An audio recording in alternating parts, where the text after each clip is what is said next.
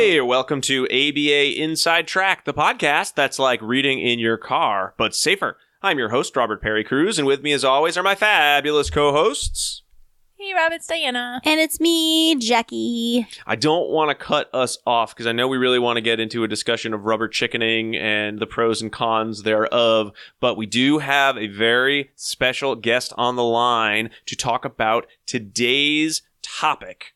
Social thinking. Ooh, so fun. Is it a pseudoscience? Is it?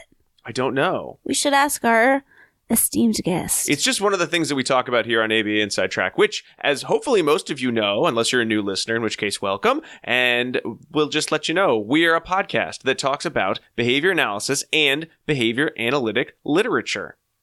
And the literature this week is going to be all about that topic, social thinking. It's a very popular social skills curriculum that has been used in many schools. And really, our guest today is going to be talking about whether or not social thinking would be considered evidence-based or pseudoscience, or possibly even anti-science. And to lead in that discussion, we're going to be talking about, or our guest is mostly going to be talking about, a few articles. And the articles are Social Thinking, Science, Pseudoscience, or Anti-Science by Leaf, Kassardjian, Oppenheim-Leaf, Cihon, Taubman, Leaf, and McEachin from Behavior Analysis and Practice, 2016. There's also an erratum to that article, which was also in Behavior Analysis in Practice 2016. I'm not going to read the whole thing.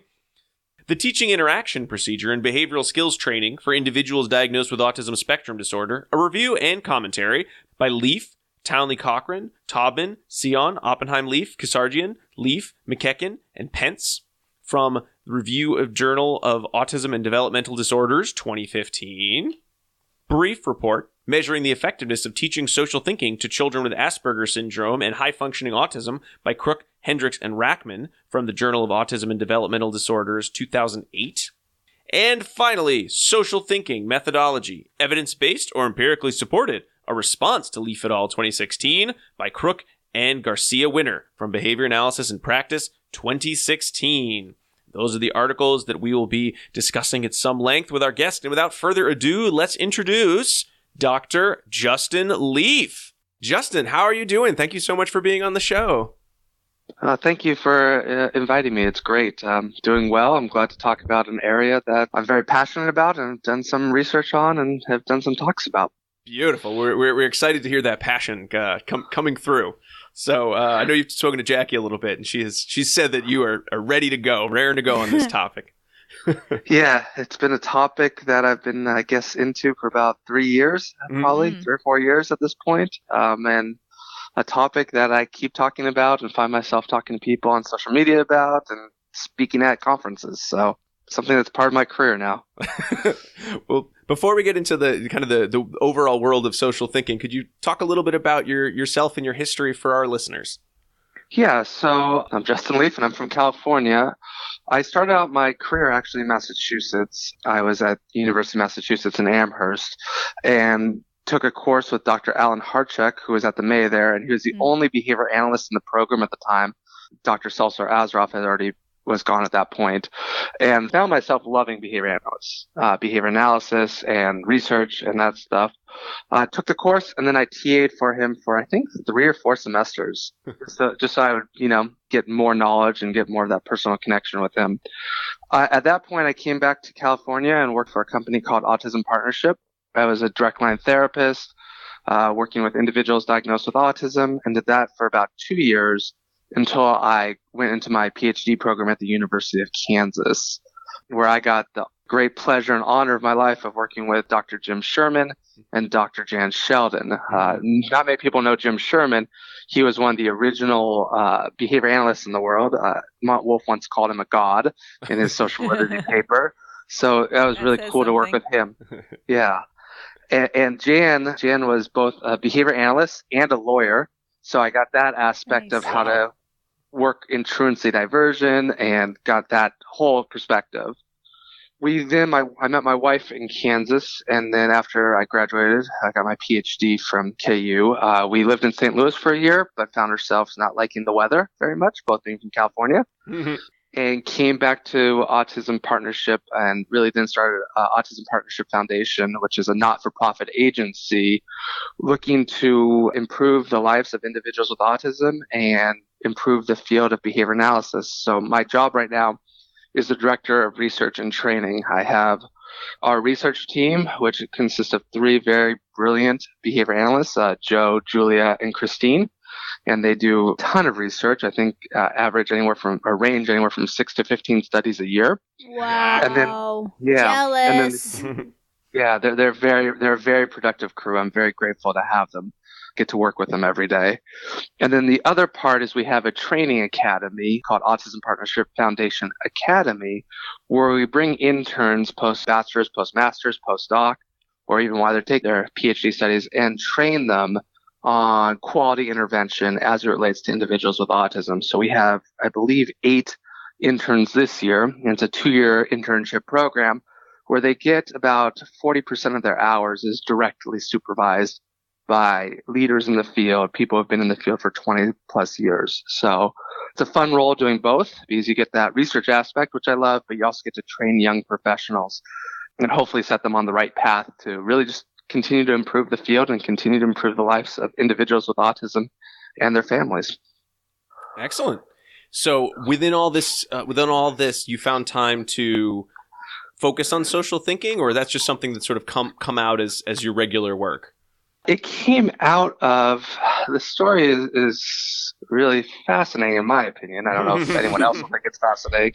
It came out of, my dissertation was on social stories. And I compared social stories to the teaching interaction procedure, which is similar to behavioral skills training, and found that the teaching interaction procedure was far more effective than social stories on teaching social behavior for the 6 participants in the study. And then I continued to do some more work doing research on social stories, comparing them to other behavioral interventions.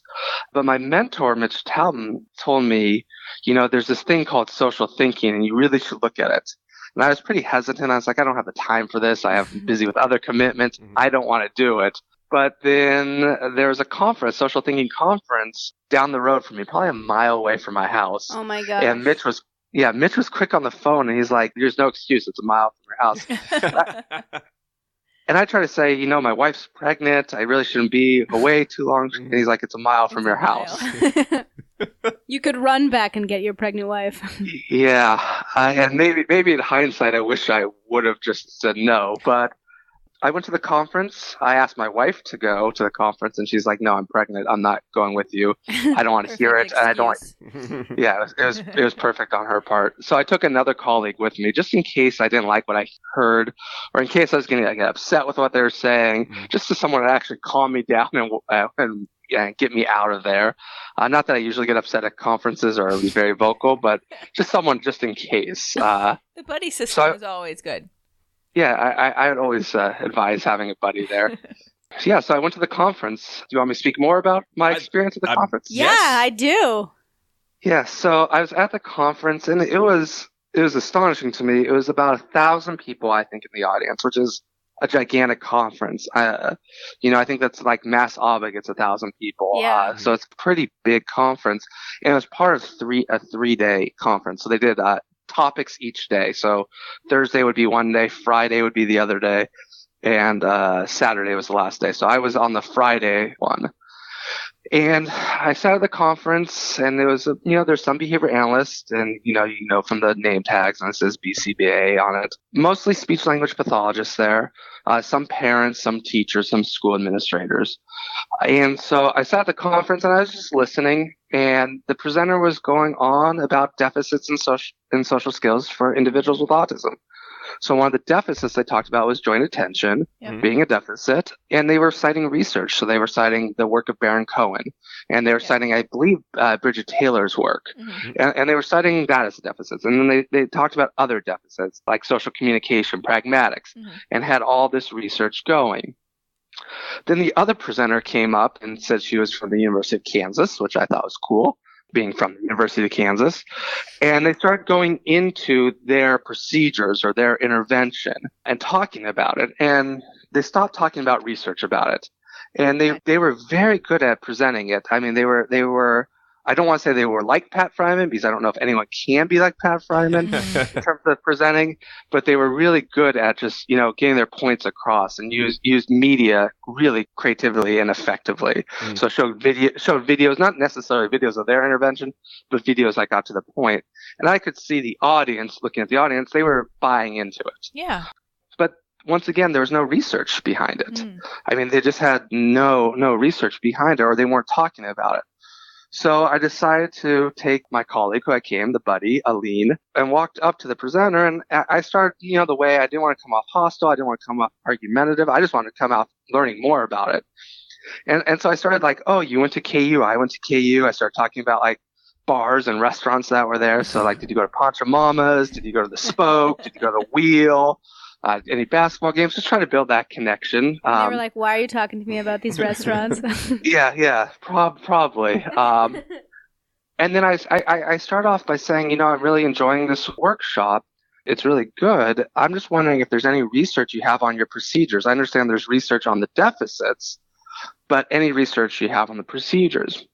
And the first comment that the presenter made was, no, you can't have research on individuals with autism because they're like snowflakes. What? Yeah. And they're all Why? different. They're all different, so you can't do research on them. And, I'm thinking, I hate that analogy in the first place because it doesn't matter if you're an individual with autism Right. or if you're neurotypically developing We're or all you're snowflakes. You're all snowflakes. We all have Right. different behavioral histories, right? Yes. So that logic leads you to say that you can't do any studies on anyone.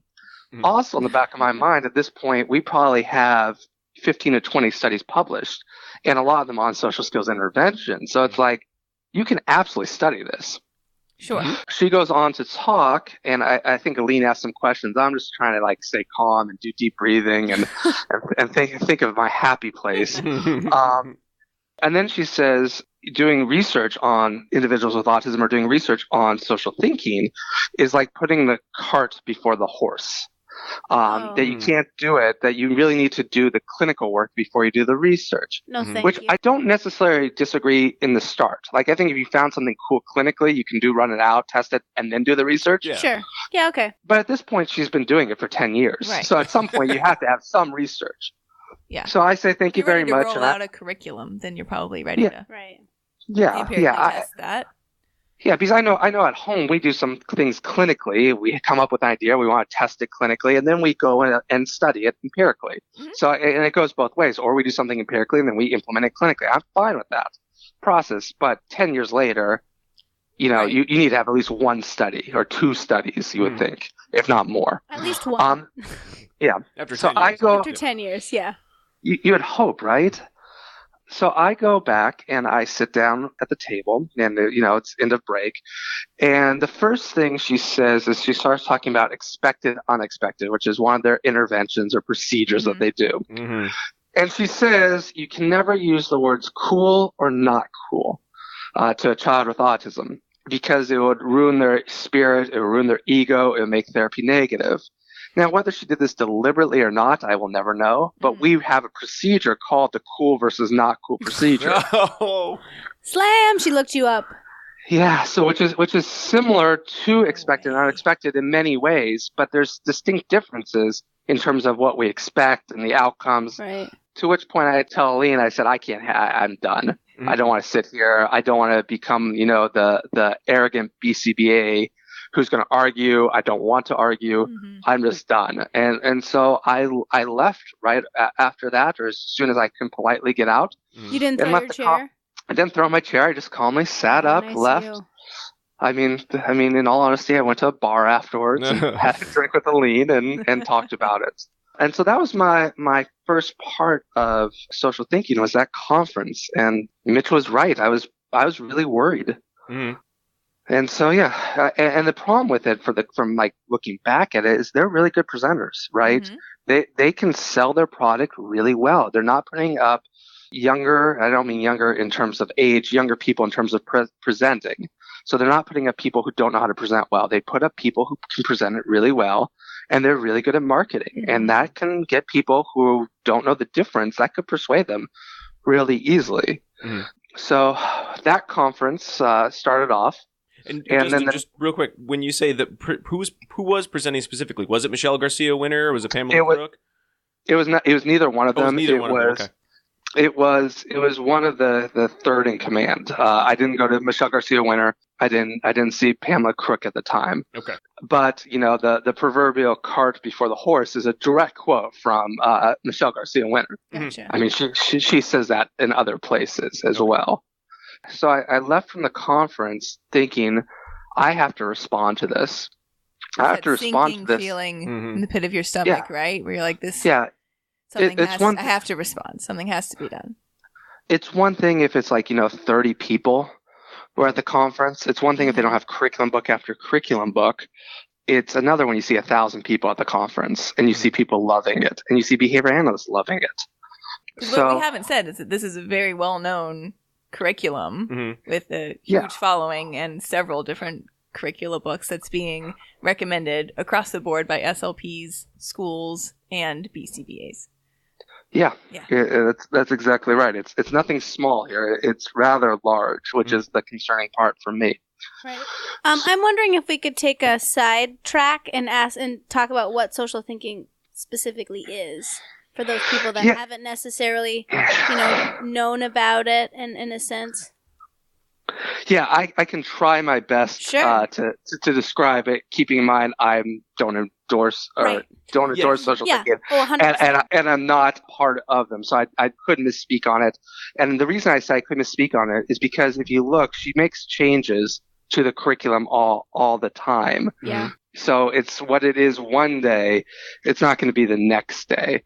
So social thinking is really it's a series, an intervention approach, or as they like to call it, a methodology, looking at a variety of different procedures, I guess, to teach social competency, to teach larger social goals. And the reason I say a lot of procedures is because they have things like the ILAF model, which is a model of intervention to teach certain social skills. They use things like a rubber chicken, for example, which is supposed to be to soften feedback. They have like social detectives, which is, I think, most similar to social stories, where you find out what's missing in the social curriculum. They have unexpected expected, which is talking about behaviors that you expect a child to engage in. And by child, I mean any individual, any learner. Or unexpected, what you're not expecting them to engage in. There's timesheets or worksheets that they work on to help with connecting the social skills. There's Superflex, which has different characters like Rock Brain or Grumpy Grummian. It's a variety of different type of procedures. And I guess to be most conceptually systematic, they all tie together to teach the social competency. Now, from my perspective, what it's looking at is to change the thought process more than the actual observing of observable behaviors. So it's like if you can think of it more positively, you're going to engage in the behavior more positively. Now, the hard part in answering, I think this is always the most difficult question for me, is because there's statements where it's like you should not use reinforcement. And they don't believe in using reinforcement and or punishment. But then there's other times they say not to use reinforcement, that they can use reinforcement and punishment. There's times that they, and that's why it's hard for me to answer it fully. There's times now that they're saying that they align with pivotal response training. I don't know if Bob and Lynn Cagle know that they align with pivotal response training, but they make that claim. So they certainly cite them in their response paper to your paper. Yeah, which is smart because the Kagels have done a lot of work on PRT, and it makes sense that you're going to cite something with a lot of work, which I'll get into, I assume, later on, the way they go about it. So for my take, it's a variety of procedures or smaller interventions all under a larger package of a methodology that can be implemented to teach what I consider bigger social competencies, bigger social skills. So not specific skills like joint attention, but the understanding of the social process. And I should say I agree with them on some aspects. Like I agree it's important that behavior analysts and anyone working with individuals with autism teach larger social behaviors. We shouldn't just stop at resisting peer pressure or joining in or eye contact. We need to go for the bigger kinds of behaviors, friendship development, fostering social relationships. That's what we really should go into. I agree with that. I've always agreed with them on that we need to look at the bigger ways to do it. Yeah. What I disagree is the methods that they've gone on and really whether it's conceptually systematic with our science. That's fair. Did that answer the question to the?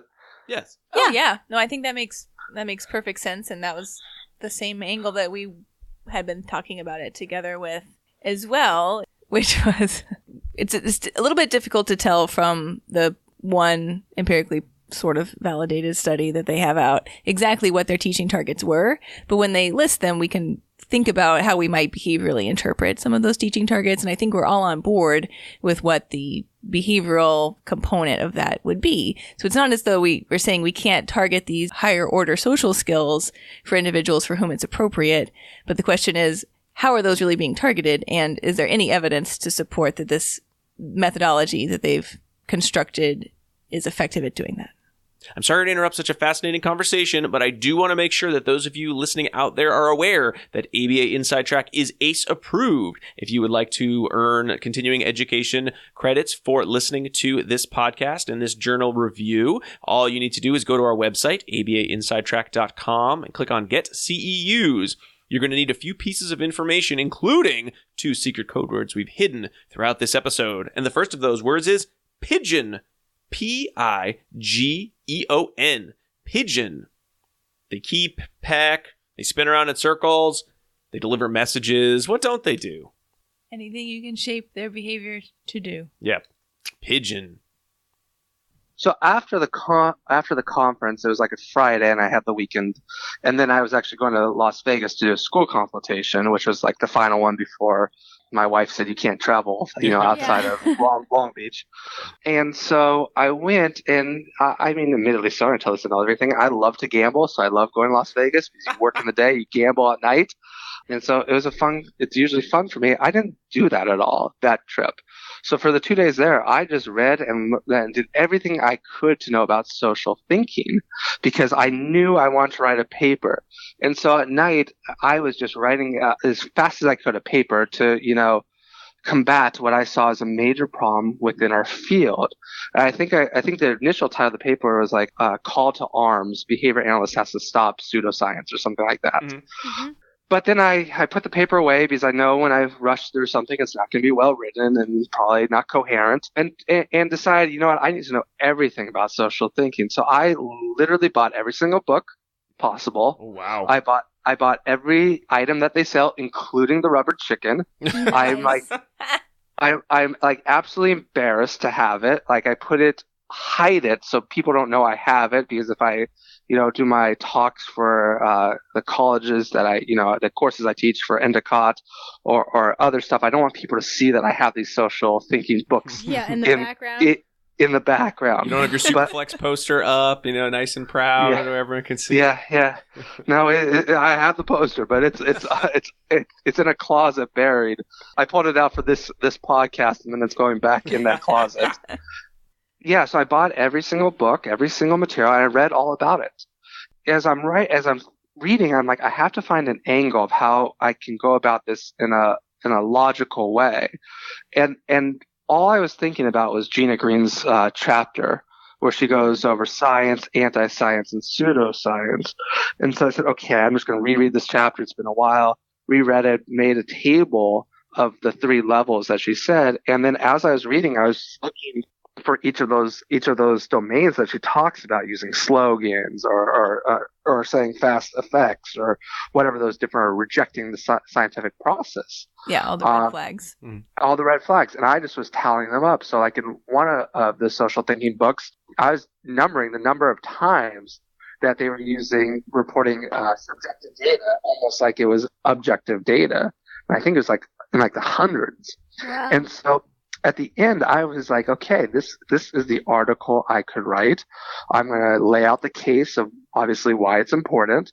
And I'm going to lay out the case of that social thinking really falls into a pseudoscience. Mm-hmm. But the perspective I wanted to take was as a behavior analyst. Mm-hmm. That was the perspective I wanted. It was not for SLPs.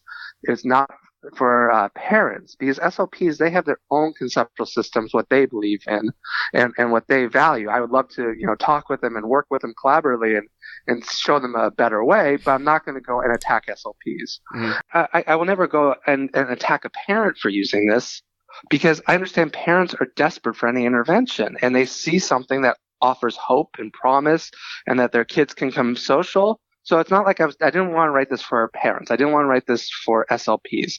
I wanted to write this specifically for behavior analysts, mm-hmm. The people who are supposed to share the same values, the same worldview that I have. Mm-hmm.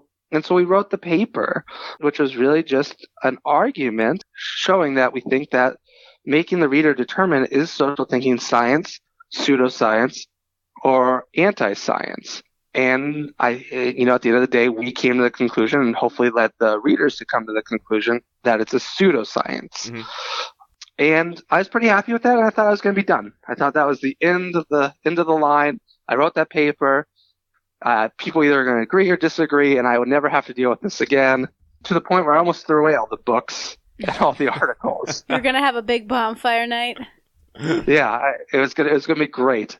But that's not what happened, unfortunately. So we wrote the paper, and, I like the paper. I think it's important. I think it's important because as behavior analysts, we are bound by, obviously, if you're a board-certified behavior analyst, you're bound by an ethical code, or you should be bound by an ethical code, mm-hmm. and you should follow that. And if you're not, you should be bound by what my colleague Tom Zane calls a one-world view.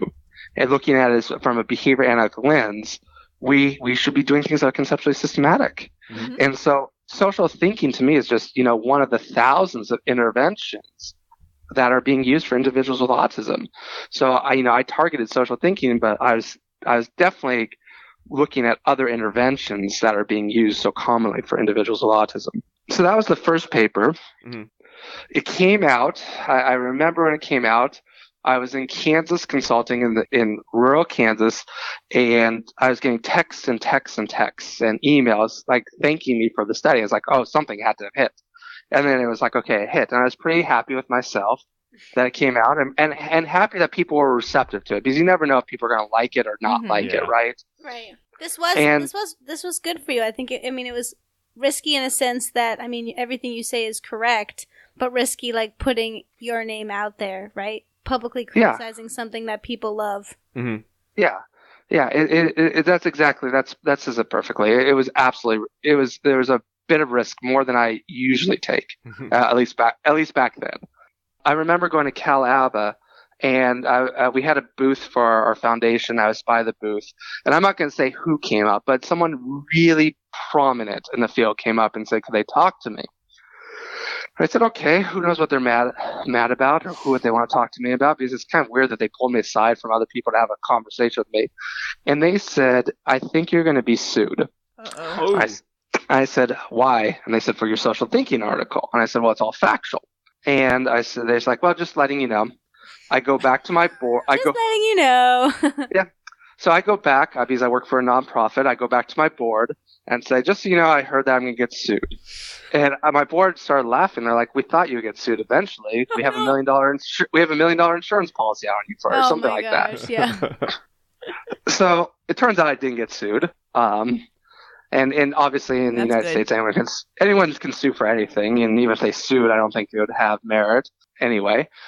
But what happens is Crook, who is, I think her title is like the director of research or something along those lines for social thinking, and Winter write a rebuttal or a response, I guess technically a response, to our paper. And when it gets published, I wasn't aware that the response was coming. Mm-hmm. It like blindsided me. I just was going through behavior analysis and practice and saw it. And so it's like I printed it out, and I said to my colleague, Joe Cihon, read it, tell me what you think. And he read it, and he said, oh, it's really good. It's really well written. I give it to, and I trust Joe is probably the second most person I trust in terms of the profession in my field. Mm-hmm. The first person is my wife, who's also in the field. And I give it to my wife, and I say, just read it and tell me what you think. And I think she comes in the room and says, "You're an idiot. Like, you just, how are you so wrong on the paper?" And I was like, "Misty, you're an author, you realize, of the first paper." She's like, yeah, I wish I wasn't an author. Oh, no. I'm like, okay. So I had a choice to read it right then. Right. I said I'm going to sit on this for a week because I'm just going to fume if I read this. I need to calm down once again. I need to find a quiet place. I need to, at the time, Alex, my oldest, was, probably like a year old. And I was, wanted to be not around him when I was reading it. So I just wanted to find a time when I was I like that. away from everyone. This is good advice. You took a vacation. Yeah. It's good life advice. I read it, and, it is well written. And they make good points. And Crook and Winter sell the debate really well and are a good job at selling their side of the story. Except I found really big inconsistencies or inaccuracies with what they were saying. So I assembled my team, which at the time was just Joe and Julia Ferguson, and I assembled them. I said, okay, we just need to look at their arguments, what they were saying, point by point, and try to have a rebuttal to this. And so one thing that Crook and Winter did in their response to our article was try to reframe it to a debate over what the definition of evidence-based is. Right. And I mean, I knew a little bit of the definition, but not fully what they were going for, and they had more time to craft their argument. So I turned to Julia and I said, Julia, I want you to go, your mission on this team for this project is I want you to go and find all the various definitions of evidence-based, get a table of them, and put that together. And I want you to include the ones that Crook and Winter directly cited, and then include other ones that they didn't cite. For example, Rob Horner's definition of what evidence-based is.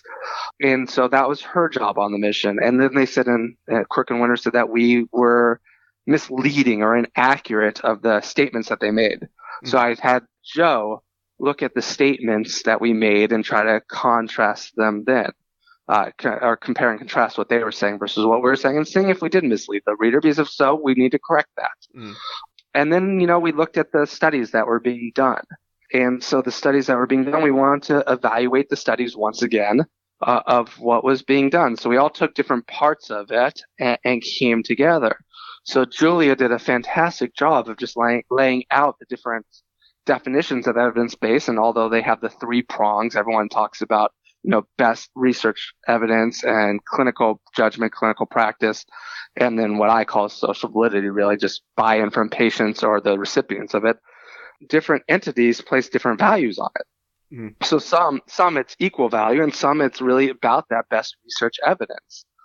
And from there, we looked and we evaluated, and really I think it was 3 or 4 of the, I believe like 9 or 10 that we evaluated, where social thinking actually meets the definition for evidence-based procedures. And the ones that they do, they place less value on empirical evidence. So when you go for the ones that are more stringent about empirical evidence and research, they don't meet the criterion. And so that was one way, because it kind of was a counter to our argument that they were evidence-based. The one thing we didn't have to do is we both agree they were not empirically supported, so that was good. Mm. Then Joe, and I say Joe, but it's really all of us working together. But Joe really found all the statements and just expanded the statements and let the readers decide if we took it out of context or if it's accurate. And really, just like in the first paper, we showed that she changes what she says from different outlets. Mm-hmm. So it's hard to pin exactly what she's saying when you're constantly changing. Right. When that goalpost is moving, it's really hard. Maybe not for you guys as Patriot fans, but for us as Ram fans, it's pretty hard. Yeah, so we fully provided the full quote, and not the full quote because we can't provide the full book, but the paragraph, and let the reader decide, and really said we don't think we took it out of context. Yeah. And then once again, we looked at the research, and they cite a lot of research And the problem is what they cite is some of them are dissertation and theses. And I'm a big fan of dissertation and theses. I think those are important. I have PhD students. I have master's students. They need to get it. I wouldn't be where I am today without both thesis and dissertation. Mm-hmm. Yeah. But the problem is when you do that, it's not under the same level of peer review it is published in a peer-reviewed journal. Absolutely. Right? And because, as you guys know, and the listeners of this podcast know, it depends. You could have a dissertation committee that just says, okay, you passed, or you can have a dissertation committee that's hard. It's different dissertation committees, different criterion. So we took away all those dissertations and theses from their evidence because we can't validate what the standards they were going through. Sure, yeah. Then a lot of the other articles are commentaries. Similar to my commentary. My commentary that social thinking is not the greatest is, I think, somewhat based on the evidence, but it's also, it's not empirical data. It's not empirical support. Mm-hmm. It's not it's not showing that social thinking is effective, right? You're just talking about social thinking, which is just verbal behavior. Mm-hmm. Yeah. So we took away those articles, and what was left, I believe, was 3 articles. There was one done by Crook and colleagues published in Journal of Autism, where in the article they talk about it being part of a larger RCT. So it's just like a small part of data, which I don't really know if you can do that based on APA standards because they don't like you piecemealing. Yeah, but that's a separate argument. That's a separate argument. Yeah. Isn't that illegal? Aren't you only supposed to use data once? Yeah, you're supposed to. But the thing is that study, to my knowledge, has never been published. Oh, yeah. So who even knows if that was an accurate statement or not accurate statement? The study has never been published. Mm. But what it came down to is an A/B case design. And the problem, or pre-test, post-test, which is similar to an A/B case design, the problem is when you do that, you have so many threats to internal and external validity that you can't say the intervention is effective. You don't have a control group. Mm-hmm. So you don't know if it's history or maturation or selection biases that increase the behavior. Because of that, although published, it doesn't necessarily mean that it's a great experimental control showing, a functional relation. Mm-hmm. So we took that one. The second one was Cohen and colleagues, where she used components of social thinking, but with other components. Mm-hmm. So reinforcement, prompting, and other components. So you can't say if it's social thinking or if it's just prompting or reinforcement. Yeah. And then the third one, I believe, was by Lee and colleagues, was in the journal, I forget what the actual journal was. I think it's the Hong Kong Medical Health. Yeah, which to my knowledge is not a peer-reviewed journal, by the way. Yeah. I could be wrong about that, but I asked people in Hong Kong to tell me. Mm-hmm. So right away, that's not even a peer-reviewed journal. So it came down to those 3. And so we talked about the problems with the studies in that context. The other thing that she said is that you can do an eclectic approach, and based on the research of Howard and colleagues and their outcome studies and the study by Lovas in 1987, we know that an eclectic approach is not the best way to go. Mm-hmm. So we just try to counter her arguments, and so we wrote our reply, also published in Behavior Analysis and Practice, and the biggest fight we got into was what the title would be. Because Joe and Julia wanted us to have a softer title, as they're probably usually correct. And I said, I'm going to throw the punch first thing. Sure. And so the title is my doing. It's Social Thinking, Pseudoscientific, Not Empirically Supported, and Non-Evidence-Based to Apply to Curriculum Winner. You basically right away, don't have to read the study. Yeah. Yeah. You know my stance on it. And then from there, I've haven't read anything else. I will not conduct a research study on social thinking compared to other interventions. Mm-hmm. I think that's needed, but I know if I did it, I would be accused, and rightfully so, that I'm biased at this point. Mm-hmm. And I don't want the anti-social thinking guy now. Yeah. Yeah. So I don't want to do it. All right. We're going to be continuing this discussion, but why don't we take a little break first? We'll be right back.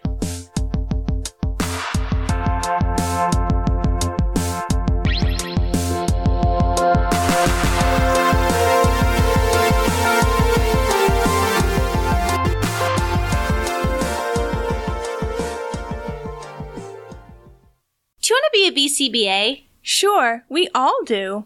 Now you can come to Regis College in Weston, Mass. to get your graduate degree. Choose from any one of these courses. Masters of Science in Applied Behavior Analysis.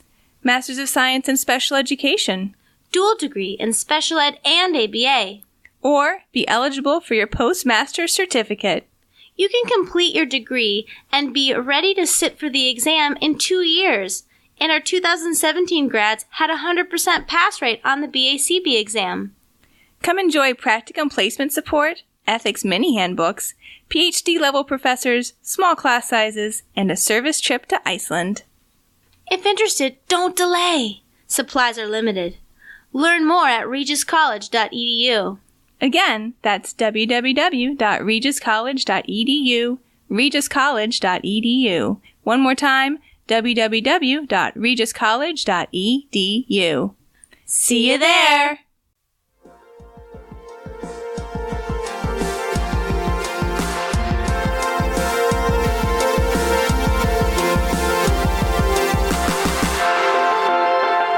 And we're back with our special guest, Dr. Justin Leaf, talking about social thinking. Is it pseudoscience?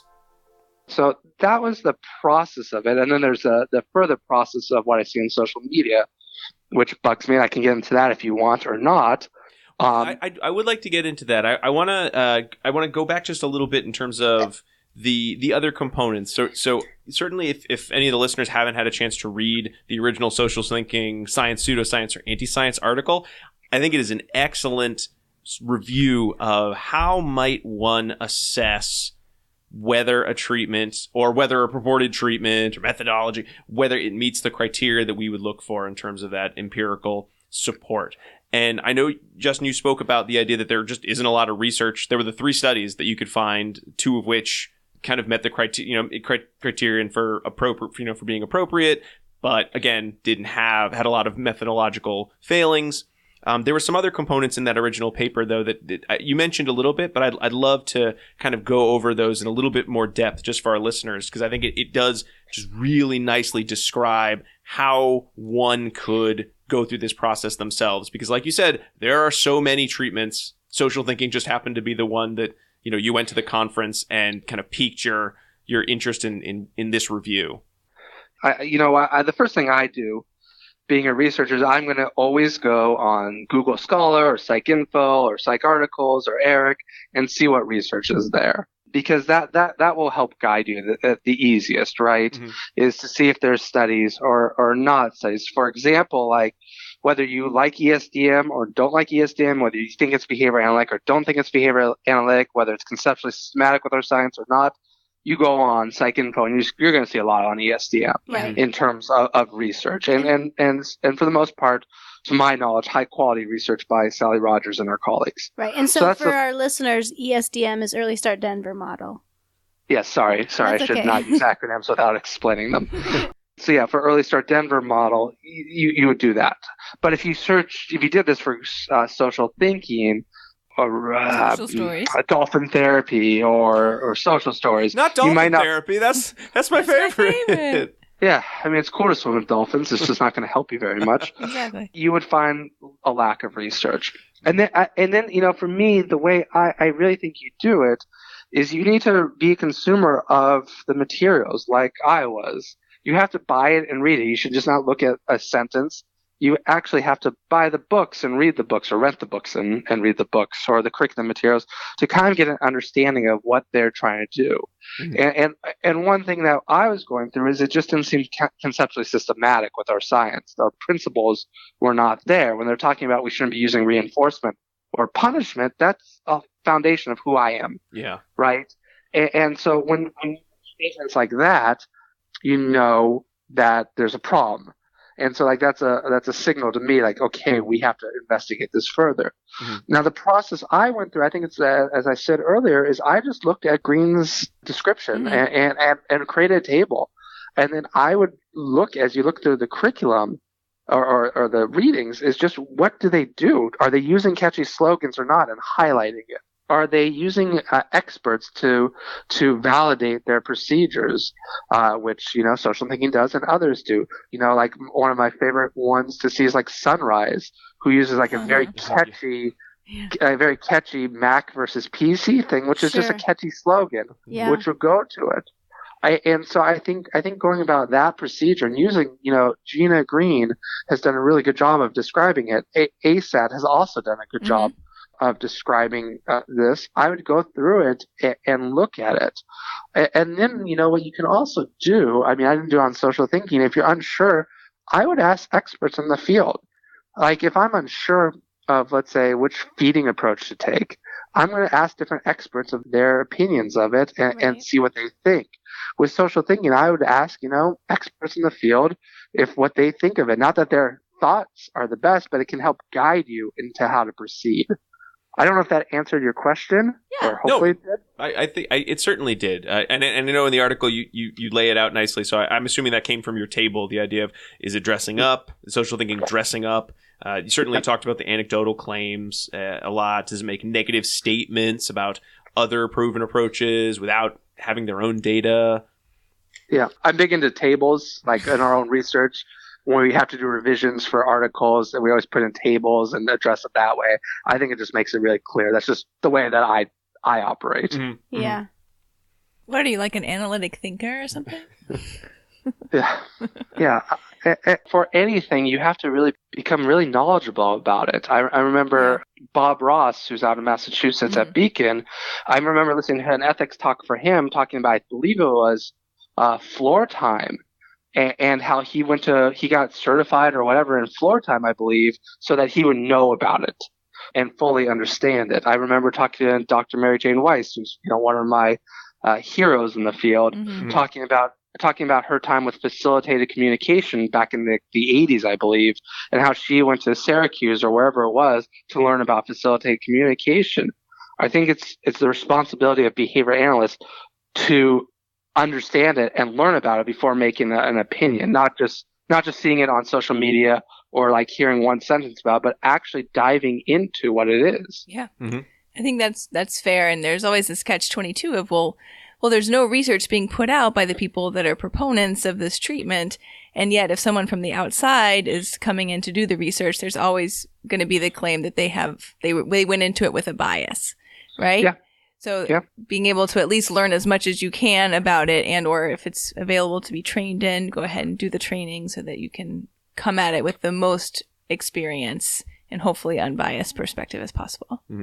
And I think that's it. And working collaboratively, if you're going to do research with it, you can certainly work collaboratively on doing research and finding people that can collaborate. That's usually my approach. But as I said, saw the fear of this growing out of control. And my fear comes down to, the love of the clients I get to work for and wanting them to make the most progress they can. So I want to make sure that they're protected to the best of my ability. Makes sense. Justin, at this point, having done all, you learned all about social thinking. You've written your original paper and then your response to the Garcia, Winter, and Crook response. Kind of where are you right now in terms of, is social thinking, is it dangerous? Is it just, it doesn't seem like it's going to be very, it doesn't seem like it does what it purports to do. I wouldn't recommend it. Where should the average behavior analyst fall in terms of having to have discussions about social thinking with other practitioners that they work with? And once again, I want to say this is just for behavior analysts. This is not for parents. It would be a different answer, or SLPs. It would be a different answer. For behavior analysts, I think at this point, we need to avoid endorsing, recommending, or implementing social thinking. And the reason is the harm question. I get into friendly debates with people about harm. I don't think it's like chelation therapy, where if you do social thinking, your client might die, right? Like I don't think that's happening with social thinking. But where I see harm is it takes away from hours of quality behavioral intervention. So if you did 3 hours of social thinking a week, let's say, and you had a 20-hour program, that means now you're only doing 17 hours of quality behavioral intervention. And what I know about autism from the research and clinical practice is we need every hour we can get. And we need to implement the most effective, efficient procedures possible to the clients that we serve. And for my knowledge of social thinking and knowledge of the field, social thinking is not the most effective, efficient, efficacious procedure. We could be implementing BST, teaching interaction procedure, video modeling, behavioral skills groups. To me, that's where the harm is. And, I gave somewhat like this talk at Cal Alba last week. They asked me if you would use Rock Brain or the social detective and just use the behavioral principles with it. And I said to the audience member, it's like, well, you make your own choices.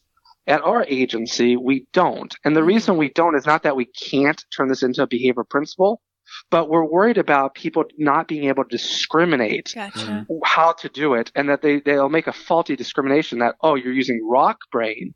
Now you are endorsing social thinking. We can go out and do the other components, not in a behavioral way. So that's the stance we've taken, is we don't use those kind of interventions because we don't want parents especially to say, oh, they endorse this procedure, and then go out and try to get it for their child or adolescent that they live with. So my answer is no. We can't endorse it. We shouldn't implement it, and we should not recommend it. I also think if you're a BCBA or BCABA or an RBT, I think it violates our code of ethics. But I want to say I don't speak for the BACB, so I can't say that as as a source. I'm just saying my interpretation is it violates the code of ethics. In my opinion, it violates 1.01 reliance on scientific knowledge and 2.09 treatment intervention efficacy and 4.01 conceptual consistency. And I understand that you can put an asterisk and say this falls out of your behavioral intervention or your practice of behavior analysis, but then it goes to my argument that we should be having a one world view, and I don't know how you're a behavior analyst sometimes and not a behavior analyst other times. Sure. So while we have you, Justin, I do want to kind of keep putting you on the spot a little bit. Nothing too challenging, but I mean, you consult to schools, and I'm sure you've seen plenty of schools in which what is the social skills curriculum that the school psychologist or the speech and language pathologist is recommending to the team, and it's social detective, it's superflex. And, certainly they don't have the same ethical code as a BCBA. So you're not, none of this is directed towards them. But many of those teams, especially for children with autism, are going to be multidisciplinary teams with BCBAs. What is our responsibility as a BCBA as part of that team in discussing, this program? Or, hey, we're going to put IEP objectives and they're all going to be about superflex and all going to be about using social detective and the social thinking curricula to improve social skills. Do we just keep quiet because, again, we're not responsible for that, even though we know that this is going to be a service that takes up valuable time where, one of the other, there are other methodologies that could be used that are research based. Do we stand up and say, this is an outrage, I can't work on this team any longer? Where do we fall on that scale? Yeah, it's a difficult question, and it's fine that you're putting me on the spot with it. I think it depends on the schools, districts, and the programs that you work with. I think clearly the relationships that you have with school personnel will guide you. For one, I think before we get to that point, I'm very careful in schools that I do some proactive training ahead of time. So if I'm going into school consultation, I make sure that the administrator, the SPED directors, the teachers, paras, other professions, there's some training ahead of time so they know my values and kind of can proactively know where I'm coming from and kind of get buy-in from the district of why we should embrace a behavior analytic approach. Sometimes that works and they fall with it, and sometimes it doesn't. I think when I see it, I don't scream we shouldn't do this, or there's not been really a time that I've done that because I don't think you're going to build collaboration, and I think they'll kick ABA, behavior intervention, out of the school. We don't have a rubber chicken with us, so I could see why people wouldn't like us as much, and it's true. Yeah, absolutely. And this relates over to the Broadhead 2014 article that we've talked about in the past as well. How can you best collaborate with other folks on your team without alienating them, risking losing ABA, and keeping the best interest of the child in mind? Yeah. So I know one approach, and I recommend Broadhead. I think I cite him in one of the articles, and I like Matt's work a lot. Is one thing I do is I'm not willing to have my team or train on it. So I do draw that line that I'm not going to train on it. I'm not going to train teachers on it. I'm not going to oversee it. I'm not going to implement this. This is outside of my scope of competency, scope of practice, It's just something I'm not going to do. And if they want to do it, that's a separate conversation. Usually, if I go back to the ethical code, they're going to agree with me not to do it.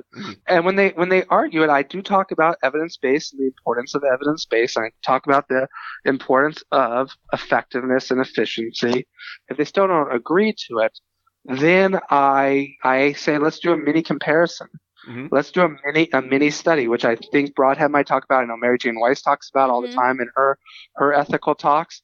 Is we're going to take a few times, we're going to design it pretty well, not like a job equality study or a BAP equality study, but one where we have some functional control and see which is better. I have not gone this route with social thinking because I think they know not to put me in those meetings, I guess. But I have done that with things like weighted vests and had a very nice relationship with an OT who wanted to do weighted vests. And we just did a mini comparison and the data spoke. At the end of the day, the IEP team cared more about the data than philosophical beliefs.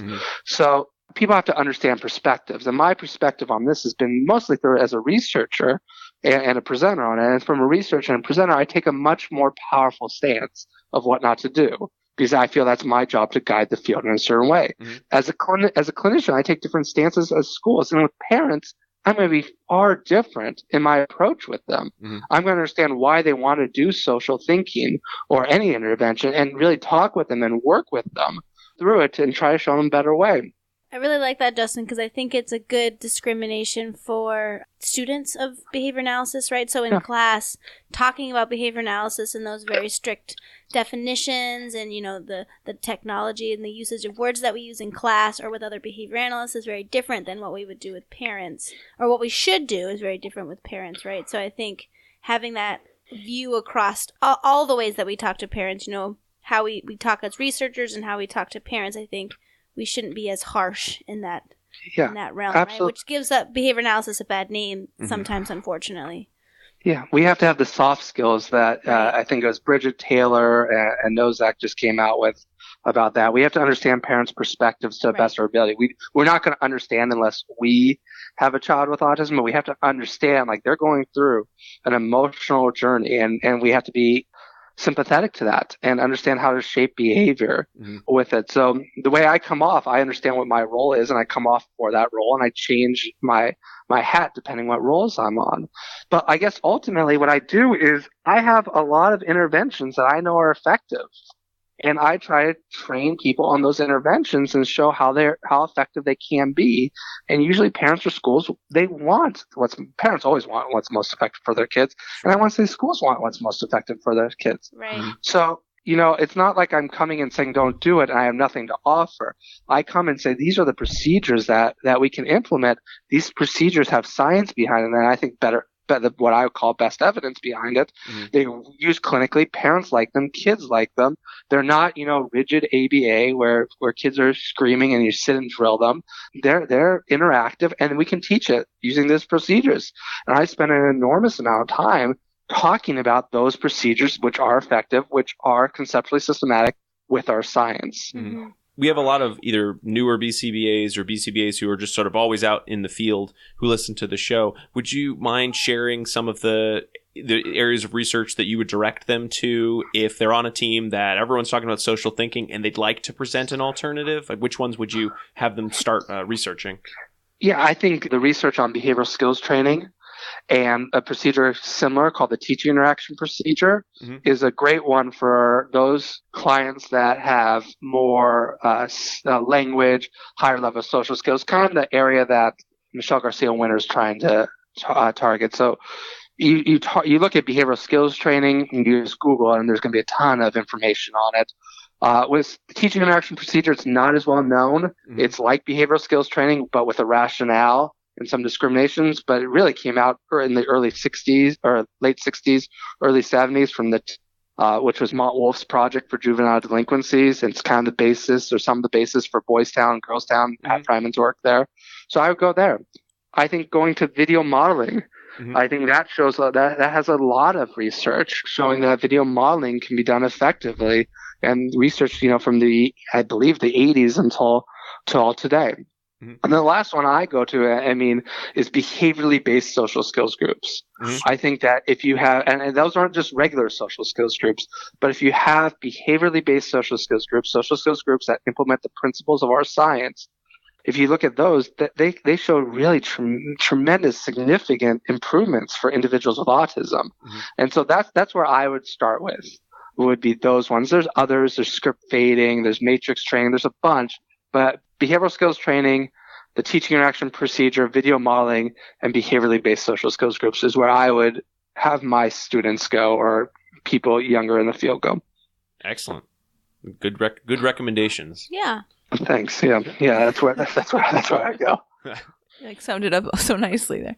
Yes, we had a whole list of questions, and you answered all of them. So you read our minds. We really appreciate that because it made it so much easier. Except what's with the rubber chicken? Oh yeah, I wrote what's with the, and then I used an expletive, rubber chicken. The in our F notes. expletive. We'll take this. Yeah, yeah. It's supposed to soften the blow of feedback. The rubber chicken give the feedback. So you give feedback, like let's say you got something wrong. Doing a rubber chicken and lightly hammering it on their head makes it so it softens the blow. What? So you hit the person with the rubber chicken? You tap them, right? You tap them. Yeah, you don't like nail them with the rubber chicken. Slap them right in the face with It's not like a slap bet or something like that. It's just cuts the tension. It's just to divert attention and make them not feel as bad. By the way, that would be bad for me because I never know my own strength. So I would definitely be wailing. I'd be like, here's some feedback, and hitting them with the rubber chicken. Yeah, that would be bad. Or if someone has a fear of chickens, that would probably not be good either. That sounds like some kind of like a Patch Adams-y thing. Like it only would work in a movie of like, oh, we've got a gang of kids who need social skills training, and here's the rubber chicken to soften the blow. I think the average person might be like, I'm still embarrassed. I don't like that you're hitting me with this rubber chicken. I mean, that just sounds very aversive to me.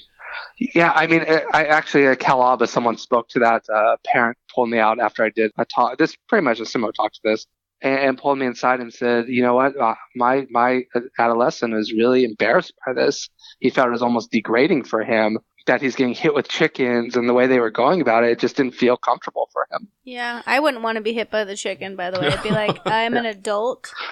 Get this rubber chicken out of my face. Yeah, I wouldn't either. So that's my take on the rubber chicken. Okay. No, just do you think a term like social thinking, not the copyright social thinking, but just sort of the proper noun social thinking, is that a term even worth using, or should behavior analysts really shy away from that and sort of talk more about the specific social skills, or just use the term social skills instead?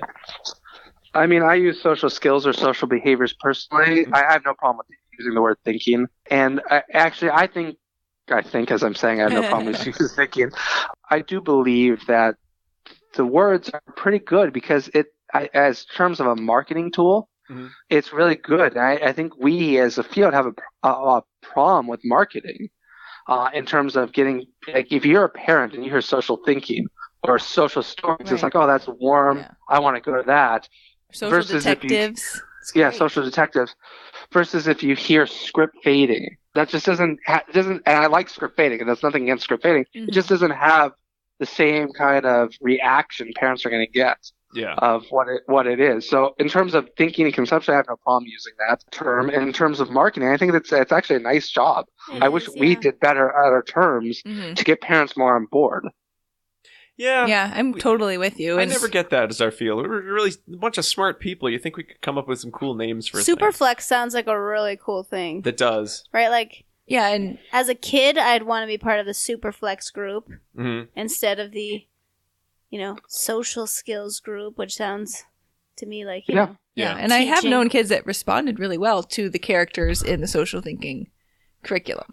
But that's only one small piece of the larger discussion that we're having here. Right, yeah. Right? So it's not to say that we can't use some of the pieces of that do seem to be salient for our learners and do something similar, but base it all in empirically validated practice.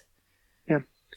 So yeah, I think they do a better job, and I agree. We have a bunch of smart people, but you know what? Being smart people, we should, actually talk to people who do marketing. Yeah, Yeah, right? really. And just be like, you know what, they're smart in what they do, and just explain what we do, and market it in a better way. Because my guess is if I was a parent and I could attend something that's the social detective or a workshop on script fading or even teaching an action procedure, which is one that we do all the time, I'm going to social detective as a parent. Yeah. In terms of that, I think they do a really nice job. I think we have to also do a better job in the field of talking how we can work on those high order skills. Mm-hmm. Like Adele Naljawoski and Jonathan Tarbox do a great job of talking about it. And so we just have to do a better job that, yes, we can teach these skills to individuals with autism or any individual. Yeah. And it's always funny, I think, and this I think this is true for anyone, all the listeners. There are so many either people in the field, research in the field, that I think we get sort of inured to like, oh, everyone knows that, right? Everyone's heard of that or everyone's seen that. But there's so much great work out there. Like you mentioned, Adele Nagowski's work with executive functioning. I was just sharing that the other day, and I was showing some of the visuals she had for time management, and people were looking at me like, whoa, where did this come from? Is this brand new? Did someone just publish it? It's like this. I mean, it's not super old, but it's based on the principles you know and love. It's just placed in a very easy to understand format for someone who hasn't gone and done all the research about executive functioning. Yeah. Now everyone's gonna know everything. I wish there was a bank where we can say this is how we teach it, and everyone knows. And it's an easy resource for people. But there's a lot of good people doing a lot of good stuff in the area of social behavior from a behavior analytics framework. What you just said is so important, that if we're doing work in these areas, that we're continuing to tie it back to the behavioral principles and making sure that what we're talking about is conceptually systematic. Because a lot of the outside programs out there, outside curricula, have really flashy, splashy names to them, and it can take a lot of detective work to get down to the nitty-gritty and figure out if what they're doing is actually based in behavioral principles. And there's got to be a balance there, right, between how do we present these things while ensuring that we're tying it back to our conceptually systematic language and making it accessible to someone who may not speak behavior ease. Yeah, absolutely. And we have to do a better job of just not going to our own conferences and talking about it at, like we. Well, I doing that. Then we see our friends, Justin. Yeah, well, we love it because it's comfortable and it's reinforcing. But we need to start going to SLP conferences and OT conferences and special ed conferences and being willing to do that. Follow Pat Fryman's lead go other places and get our stuff out there, because our stuff is so powerful. I mean, at the end of the day, our stuff is just so powerful in the changes we can make. And it's a shame that not everyone's doing it. Yeah. It's very true. So Justin, social thinking, you did all your work with them. What's next? Do you have any other pseudoscience areas you're going to be targeting, or any other papers you're taking a break from that? No other pseudoscience paper yet. We're doing a lot of work on social skills in terms of behavior interventions on social skills. But really what we've been working mostly is we have a model of behavior intervention where we use a lot of clinical judgment and making in-the-moment decisions. So we're doing a lot of research on that, and then training professionals in clinical judgment and in-the-moment decisions. Because I know clinical judgment is kind of like a dirty word, but we've come up with somewhat of a good operational definition, or we pose a good operational definition for that. And, from our clinical experience and our research, when we have flexibility within behavior intervention, our clients really have high levels of success. Okay. So that's your current work right now. So we'll be hearing more about that in the future. Yeah, if you ever want to have me back, I can always speak about that. That would be cool. Oh yeah. Yeah, we do we do a lot on flexibility, having therapists be flexible and making those judgments in the moment. So that's been our primary work. But as I said from the beginning, I work with amazing staff. Joe and Julie and Christine are just the best of the best, and it's really whatever they're interested in too. We just follow what we're interested in and study it. It's really them and myself that gets to have fun and do a lot of different research projects. Oh man, that's so awesome! Yeah, you're like right in the vein of Skinner. Then drop everything and study it. I'm in a fortunate situation. I know. I'm loving this. It's cool. Well, Justin, thank you so much for taking the time to talk with us about this very, very important topic I think we're going to need your help, though, naming this episode, because I think originally we were just going to call it Social Thinking, just kind of generally say what we're talking about. But I'm pretty sure you don't want the title of this episode to be Social Thinking with Dr. Justin Leaf. Yeah. No, thank you guys for having me. I really appreciate having the opportunity to talk about this. Yes. So, Justin, before you go, did you have an email or website that listeners could go to learn more about you and your work?